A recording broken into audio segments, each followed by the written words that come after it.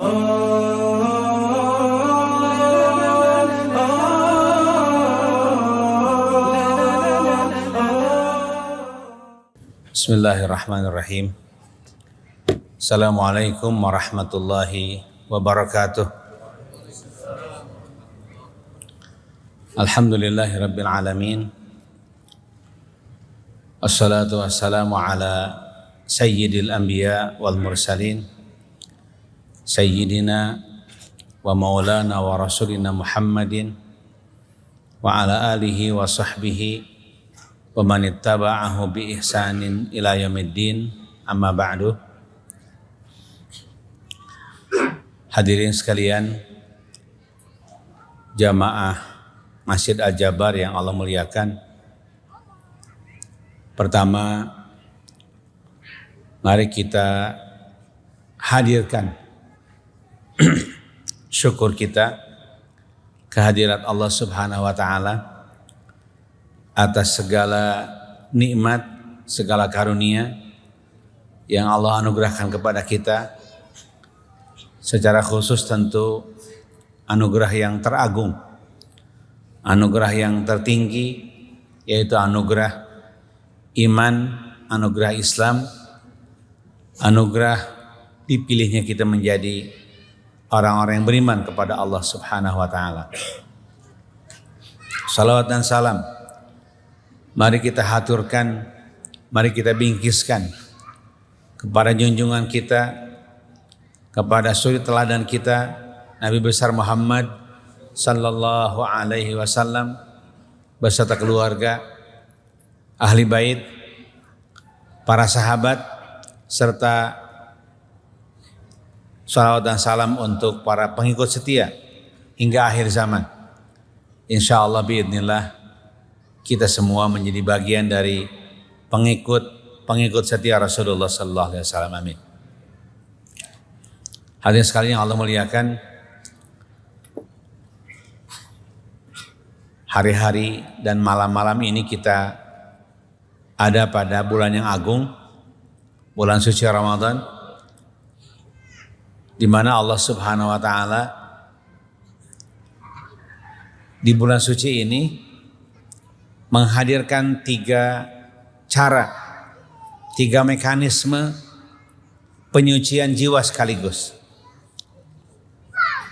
Seperti yang Rasul sabdakan, beliau bersabda, as-salawatul khamsu wal jumu'atu ila jumu'ati wa ramadhanu ila ramadhana mukaffiratun lima bainahunna idza ijtunibatil kaba'ir. Adalah salat 5 waktu, dari salat ke salat berikutnya, Jumat dari Jumat ke Jumat berikutnya, dan dari Ramadan ke Ramadan berikutnya. Ramadan yang lalu ke Ramadan yang sekarang, ke Ramadan yang akan datang.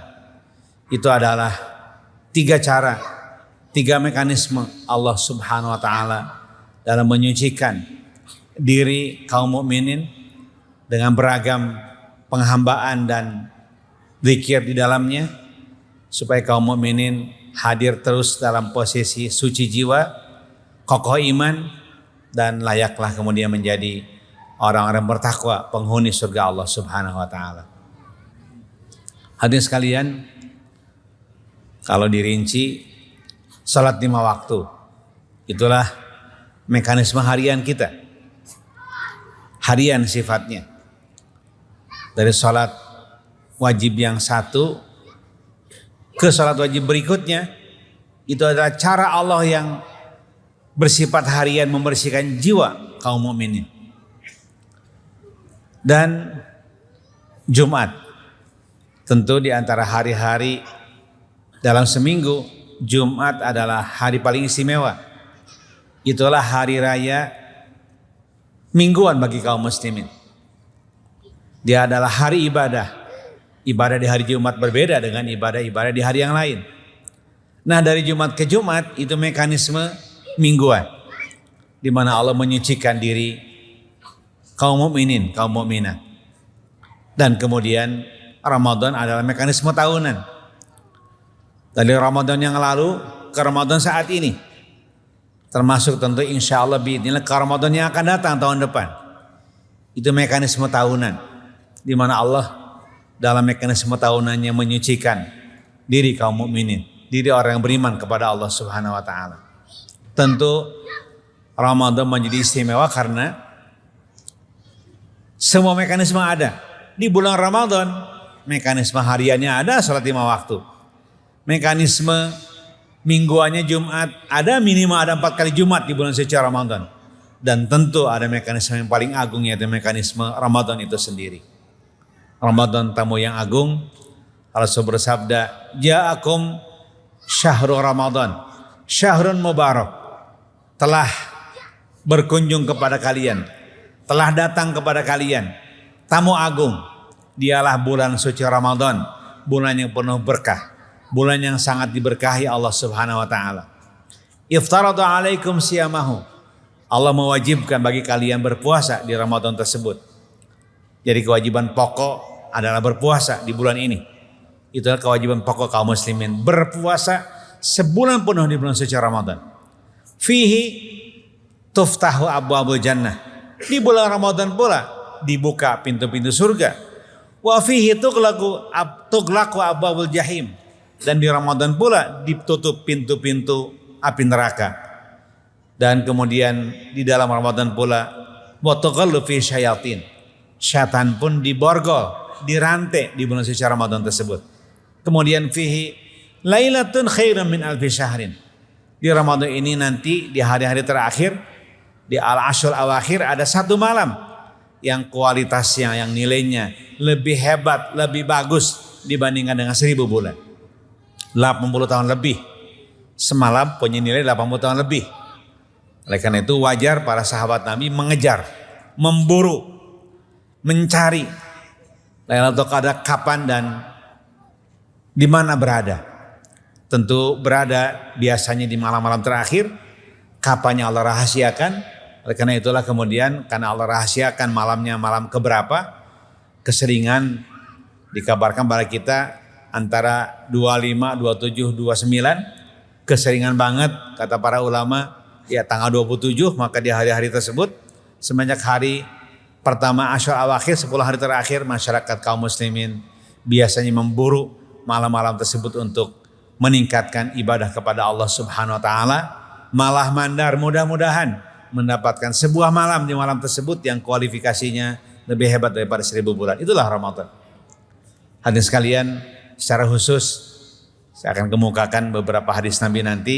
Ramadan juga karena tadi adalah mekanisme penyucian jiwa, maka ada sejumlah hadis Nabi menyebutkan di Ramadan ini Allah Subhanahu wa taala mengampuni dosa-dosa kaum mukminin, hamba-hambanya, kaum mukminin yang beriman kepadanya. Disebutkan dalam hadis Nabi, man shoma ramadhana imanan wa ihtisaban ghufira lahu ma taqaddama min dzambi. Barang siapa yang berpuasa di bulan Ramadan imanan wa ihtisaban, dengan penuh keimanan dan penuh kesungguhan, beriman sepenuh hati, sungguh-sungguh menjalankannya, sadar betul dia nikmati Ramadan sebagai sebuah jamuan dari Allah Subhanahu wa taala, maka pahalanya adalah ghufira lahu ma taqaddama min dzambi, akan diampuni baginya dosa-dosa yang sudah lewat. Yang lewatnya tidak disebut lewat yang mana, enggak disebut. Pokoknya yang sudah lewat. Kalau kita kemudian sudah berumur 70 tahun ya berarti tadi umur 69 terus sampai ke akhir balik. Umur 15 tahun pertama dulu saat muda. Allah ampuni seluruhnya. Tentu yang diampuni adalah dosa, urusan maksiat yang terkait langsung antara hamba dengan Allah Subhanahu wa taala. Adapun dosa-dosa terkait dengan sesama kita disyaratkan harus beres dulu sesama kita satu sama lain. Oleh karena itulah mari kita jadikan Ramadan sebagai bulan ampunan. Ampunan dari Allah kepada kita. Dan juga supaya dapat ampunan dari Allah kepada kita pada urusan sesama kita. Mari kita saling maaf-maafan sesama kita. Nah ini sedikit koreksi. Menegaskan. Seringkali maaf-maafan kita ada semangat di Hari Raya Idul Fitri. Tentu boleh dan sah gak masalah. Tapi lebih bagus kalau semangat saling memaafkan tersebut di saat bulan Ramadan. Karena bulan ampunannya bulan Ramadan. Bukan hari Idul Fitri, bukan. Bahwa di Idul Fitri ada maaf-maafan sebagai sebuah tradisi, boleh nggak masalah. Tapi lebih boleh lagi, lebih bagus lagi kalau maaf-maafannya di bulan Ramadan ini. Kan maaf-maafan hari ini gampang kan, nggak perlu ketemu sekarang kan. Pakai chatting cukup, PA gitu. Ya, maaf-maafan kepada teman-teman kita, handetoran kita, termasuk tentu bermaafan, meminta maaf kepada orang tua kita, sekaligus minta doa. Kan tidak harus sekarang ketemu, ketemunya bisa via udara, bisa online hari ini dengan kemajuan teknologi, sehingga sekarang dengan siapapun meminta maaf hari ini sangat mungkin bisa kita lakukan. Oleh karena itulah, selain kita selalu ada tradisi minta maaf di hari Idul Fitri, maka sejak sekarang kita hadirkan permintaan maaf kepada sesama kita supaya ampunan, tidak saja ampunan tersebut datang dari Allah kepada kita untuk urusannya langsung dengan Allah, tapi ampunan dari Allah pun datang kepada kita terhadap urusan sesama kita, antara kita dengan kita sudah selesai, dengan Allah pun diampuni selesai dari Allah Subhanahu wa taala. Tadi sekalian, ternyata Ramadan puasanya ibadah pokok yang sangat unik, pahalanya amat sangat besar tak terhingga. Salah satu jenis pahalanya pahala ampunan disebutkan tadi. Di Ramadan ada sejumlah kegiatan tambahan, ibadah tambahan. Ya, selain diperbanyak membaca Al-Quran, selain diperbanyak zikir, tasbih, tahmid, tahlil, takbirnya kepada Allah Subhanahu wa taala, saat yang sama kita disyariatkan untuk melakukan qiyam Ramadan yang disebut dengan sholat tarawih. Ya, disunahkan jadi tarawih. Aslinya tarawih itu istirahat sekali, tarwihan istirahat 2 kali, dan tarawih beberapa kali istirahat di atas 3 kali. Maklum di masa lalu kalau tarawih itu bacaannya agak panjang gitu ya. Karena agak panjang, 2 rakaat itu lumayan cangkel. Nah, gara-gara 2 rakaat cangkel, tiap kali salam ada istirahat sejenak. Itulah tarawih namanya. Karena istirahatnya di atas 3 kali namanya tarawih namanya. Kita hadirin sekalian ya, tarawih. Makin banyak istirahatnya makin bagus. Berarti sholatnya 20 kalau gitu ya.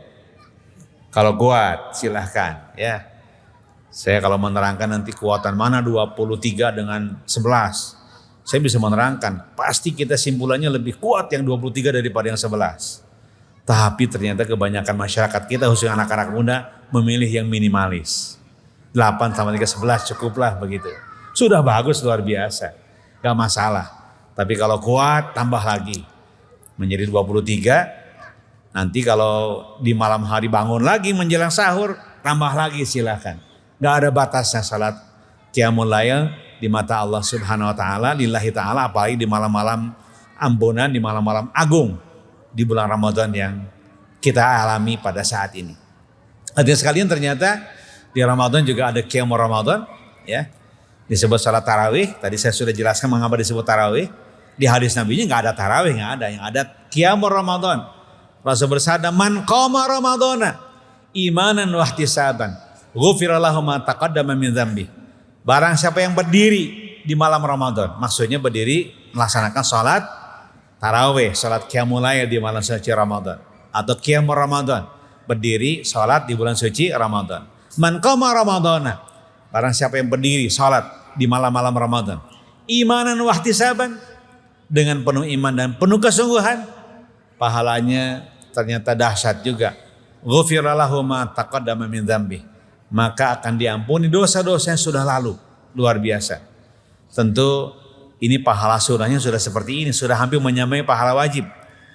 Adapun pahala wajibnya itu pahala pokok, wah nggak tertandingi sama sekali. Urusan pokok itu modal dasar iman kita, keselamatan kita di mata Allah Subhanahu wa taala. Setelah kita beriman, ada hal yang paling mendasar yang tidak boleh ditinggalkan, yaitu salat 5 waktu, puasa Ramadan, zakat bagi yang mampu, dan haji bagi yang mampu. Tentu haji sebagian yang bisa melaksanakan, zakat pun sebagian bisa melaksanakan, tapi puasa semua bagian bisa melaksanakan. Semua kaum mukminin bisa melaksanakan asal sedang sehat, tidak sedang sakit. Salat semuanya bisa melaksanakan sepanjang masih ada akal, sepanjang masih sadar, meskipun sedang sakit, maka salat wajib harus dilaksanakan. Sunnah silahkan, tidak dilaksanakan, tapi wajib harus dilaksanakan. Karena ini adalah pokok ubudiyah kita kepada Allah Subhanahu wa taala. Dengan pokok ubudiyah tersebut, maka itulah kunci keselamatan akhirat kita. Rasul bersabda, "Man amana billahi wa bi rasulihi wa aqamas salata wa shoma ramadhana kana haqqan 'ala Allahi ayyudkhilahu jannah." Barang siapa yang beriman kepada Allah, barang siapa yang beriman kepada Allah dan beriman kepada Rasulnya, kemudian menegakkan sholat 5 waktu dan melaksanakan puasa Ramadan sebulan penuh, maka pahalanya adalah kana haqqan 'ala Allahi ayyudkhilahu jannah. Maka berhak bagi Allah untuk memasukkan orang tersebut ke dalam surga. Ini pokoknya. Ini urusan pokok, ya. Tidak mungkin ada pahala yang lain diterima tanpa pahala sholat terlebih dahulu. Ya, sholat duha diterima tidak? Diterima kalau sholat fardu dilaksanakan. Tapi sholat duhanya terus-terusan, fardunya kelewat, jadi dilaksanakan, gak diterima sholatnya. Mengapa? Karena kalau duha boleh ditinggalkan karena sunnah. Kalau subuh, zuhur, asar, maghrib, isya itu tidak bisa ditinggalkan sama sekali. Sepanjang pikiran, akal masih sehat, masih ada, masih mau sakit. Kalau puasa sakit bisa ditinggalkan. Nanti ketika sudah sehat diqadha, kan begitu. Kalau sholat gak ada cerita qadha. Pokoknya sepanjang dia akalnya hadir, sehat, tidak sedang ayan, tidak sedang hilang ingatan, meskipun dia sakit, maka sholat wajib dilaksanakan. Dan ternyata sholat itu sederhana, ya, karena mudah banget kan melaksanakan sholat kan. Coba sholat subuh, sederhana kan, 2 rakaat. Ada anak milenial nanya, "Pak Aher, kalau saya sholat subuh 2 rakaat, rakaat pertama baca Qul ya ayyuhal kafirun, rakaat kedua baca Qul huwallahu ahad, sah tidak?" Oh, sah, luar biasa, sah, dijamin sah, nggak ada masalah, ya. Meskipun paket minimalis gitu ya, sah, luar biasa, nggak ada masalah, silahkan. Asal laksanakan sholat dengan baik, 5 waktu tidak boleh ditinggalkan sama sekali. Itu urusannya urusan pokok. Saya ditanya, naon bedana sholat sunnah dengan sholat wajib? Ya tentu kalau pakai definisi usul fikih kan, definisinya adalah kalau wajib kan ma yusabu fi'luhu wa yu'aqabu tarkuhu. Sebuah perilaku ibadah yang diberi pahala besar tak terhingga kalau dilaksanakan, dan ada azab, ada sanksi kalau ditinggalkan, itu wajib urusannya. Kalau sunnah adalah ma yusabu ala fi'lihi wa la yu'aqabu ala tarkihi. Itu definisi fikih usul fikihnya. Kalau sunnah adalah sebuah perilaku ibadah yang diberi pahala besar kalau dilaksanakan, gak masalah kalau gak dilaksanakan. Begitu kan? Itu sunnah. Jadi kalau disunahkan kira-kira ayo wajib mah teu meunang sangeuk, sunnah mah meunang sangeuk. Kunaon tos salat duha menuju sangeuk boleh. Tapi kunaon tos salat subuh sangeuk teu bisa. Sepanjang kita masih punya akal, masih sehat, akalnya masih ada meskipun sedang sakit, wajib hukumnya melaksanakan salat fardu. Itu urusan pokok di mata Allah Subhanahu wa taala. Urusan tanda keislaman di mata Allah Subhanahu wa taala. Nah, tentu saya menggebu-gebu cerita ini, ada ceritanya. Ada latarnya, ya. Mengapa? Karena ternyata Bapak dan Ibu sekalian yang Allah muliakan, kita bersyukur pada Allah menjadi muqimus shalah, menjadi pelaksana penegak sholat. Ternyata masih sangat banyak kaum muslimin yang belum sholat 5 waktu, itu persoalannya. Ya, ingatkan kepada kaum muslimin, ya, wahai teman, saudara, ya bro, gitu ya. Jadi keislaman kita itu minimal sholat 5 waktu, meskipun sholatnya sederhana 2 rakaat, kuliah jeung kulhu, tapi wajib dilaksanakan. Oh, sudah luar biasa.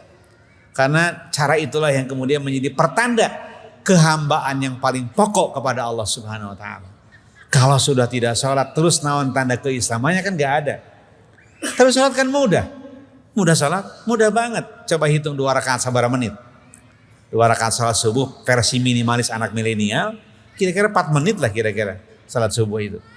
Ya, kalau sudah mungkin seorang hafidh, seorang yang sudah banyak hafalannya, sudah menikmati sholat dengan baik, 10 menit lah kira-kira. Kan mudah. Dibandingkan waktunya lebih sedikit dibandingkan dengan ngoprek HP kan gitu. Coba ngoprek HP 10 menit tekarasan tuh.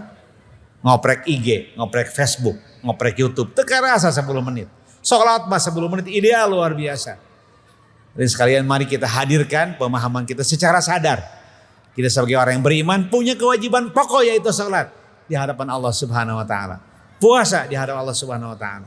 Sekali lagi saya ingatkan hadis Nabi tadi. Hadis Nabi yang membuat gampang masuk ke surga. Man amana billahi wa bi rasulihi wa aqama salata wa shoma ramadhana kana haqqan 'ala Allahi ayyudkhilahu jannah. Barang siapa yang beriman pada Allah dan Rasulnya, kalimat ini selesai yang baca syahadat.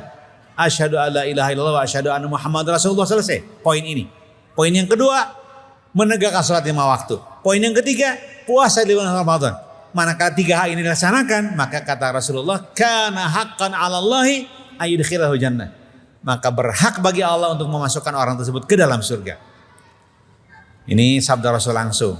Ada juga dialog antara sahabat dengan Rasulullah. Ini terakhir saya menjelang selesai, saya ungkapkan sebuah fakta berikutnya. Ada seorang sahabat Nabi, ini riwayat Imam Bukhari dan Imam Muslim, bertanya kepada Rasulullah, ya Rasulullah, ara'aita idza shallaitu salawatil maktubah wa sumtu ramadhana wa ahlatul halala wa haramtul harama adkhulul jannah. Kata seorang sahabat, orang Arab Baduy, orang kampung, bukan sahabat intelektual, orang kota, bukan orang kampung. Bertanya, ya Rasulullah, bagaimana pendapatmu jika aku setelah beriman kepada Allah, aku melaksanakan sholat 5 waktu, aku puasa Ramadan, dan aku mengaku yang halal adalah halal, aku mengaku yang haram adalah haram, meskipun masih ada pelanggaran. Apakah dengan 4 hal tadi, sholat, puasa, dan mengaku yang halal adalah halal, yang haram adalah haram, adkhulul jannah, apakah aku bisa masuk surga? Qala na'am, ya, Anda bisa masuk surga. Anda pasti masuk surga. Kan sederhana ya keislaman itu. Makanya ajarkan Islam kepada masyarakat kita, kepada anak-anak muda kita, milenial kita, babari jadi Islam teh. Mengapa kemudian harus dibabarikan, digampangkan, dimudahkan gambaran Islam, supaya tidak ada orang yang mengatakan hese gening jadi Islam, itu kan bahaya. Justru orang harus mengatakan sangat gampang jadi seorang mukmin, seorang muslim. Tentu hadirin sekalian, kalau sudah menikmati sholat dengan baik, menikmati puasa dengan baik, pasti ada tambahan-tambahan ibadah yang lain yang dicari sendiri. Kata Ibnu Hajar Al-Asqalani, seseorang akan menikmati sholat ba'diyah, sholat qabliyah. Seorang mukmin akan menikmati sholat qabliyah, sholat ba'diyah, manakala sudah menikmati sholat wajib terlebih dahulu. Nikmati sholat wajib, sholat sunnah akan dicari oleh kita ketika sudah menikmati yang wajib-wajib tadi. Demikian hadirin sekalian yang Allah muliakan. Mudah-mudahan Ramadan jadi bulan ampunan bagi kita semuanya. Mari kita laksanakan puasa dengan baik, sholat semakin kokoh, dan tentu saja di salat-salat tersebut mari kita laksanakan ibadah sunnah kita, di antaranya adalah tarawih di malam hari. Demikian, billahi taufiq wa hidayah. Wallahu muwaffiq ila aqwamit thoriq. Assalamualaikum warahmatullahi wabarakatuh.